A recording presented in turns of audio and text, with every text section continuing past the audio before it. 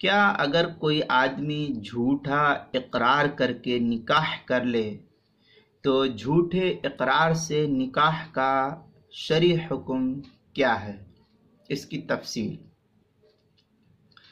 چنانچہ اس سلسلے میں فقہا کی عبارت کو دیکھنے سے یہ مسئلہ سمجھ میں آتا ہے کہ اگر کسی مرد یا عورت کے درمیان باقاعدہ نکاح نہیں ہوا تھا، جو شرعی حکم ہوتا ہے نکاح کے لیے دو گواہوں کی موجودگی، زوجین کی اجازت، یہ اس طریقے سے باقاعدہ شرعی اعتبار سے ایجاب و قبول اور شہود حاضرین نہیں ہوا تھا، لیکن بعد میں ان دونوں نے ایک دوسرے کے لیے میاں بیوی ہونے کا جھوٹا اقرار گھڑ لیا آپس میں۔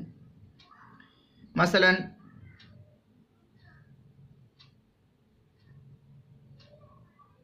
کوئی ایک لڑکی تھی اور لڑکا، دونوں کا آپس میں نکاح نہیں ہوا تھا، اب دونوں نے آپس میں جھوٹ اقرار کر لیا کہ ہمارا نکاح ہو گیا ہے، جھوٹ کہہ رہے لوگوں سے، حالانکہ شرعی اعتبار سے دونوں کا بھی نکاح منعقد نہیں ہوا تھا۔ تو جھوٹا اقرار کر لیا تو محض اس اقرار کرنے سے شریعت نکاح کے انعقاد کا حکم نافذ نہیں کرتی ہے۔ جھوٹا اقرار کرنے سے نکاح منعقد نہیں ہو جاتا ہے۔ البتہ اگر عقد نکاح کے لیے مجلس منعقد ہو اور گواہوں کے سامنے شوہر یہ کہے کہ میں اس کا شوہر ہوں اور یہ میری بیوی ہے، اور بیوی یہ کہے کہ میں اس کی بیوی ہوں اور یہ میرا شوہر ہے، تو ان دونوں کی اقرار کو انشاء کے درجے میں رکھ کر کے نکاح کے انعقاد کا حکم دے دیا جائے گا۔ یہ حکم فقہا کی عبارت کو دیکھنے سے معلوم ہوتا ہے۔ تاہم محض جھوٹے اقرار سے نکاح منعقد نہیں ہوگا۔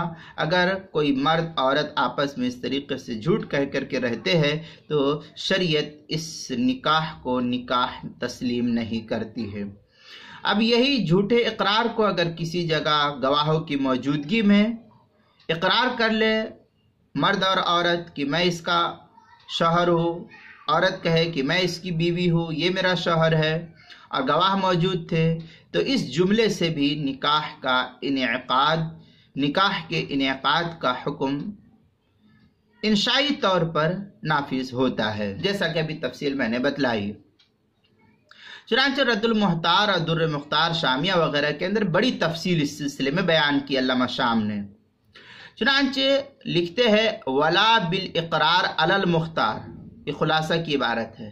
پھر ہے كقوله هي امرأتي لأن الإقرار إظهار لما هو ثابت وليس بإنشاء، وقيل إن كان بمحذر من الشهود صح كما يصح بلفظ الجعل، اس طریقے جعل، اور اس طریقے سے پھر بڑی لمبی عبارت ہے وہ جعل الاقرار انشاء وهو الاصح، ذخیرہ وغیرہ کی عبارت جو ہے یہ در مختار کی ہے۔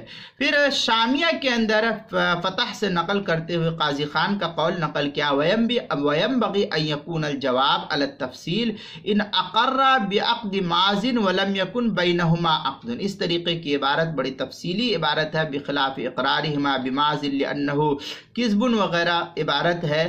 رد المحتار مع شامی جو زکریا بک ڈیپو دیوبند کا ہندی نسخہ ہے، اس کے کتاب النکاح چوتھی جلد صفحہ 74 اور 75 پر اس مسئلے کی کچھ تفصیلی وضاحت نقل کی ہے، وہاں دیکھ سکتے ہیں۔